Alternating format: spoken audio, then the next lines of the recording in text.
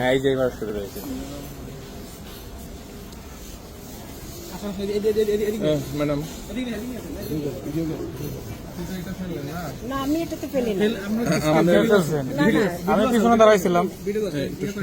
সুন্দর করে নিয়ে ম্যাডাম একটু হাত দেন, একটু ওপেন করেন ম্যাডাম।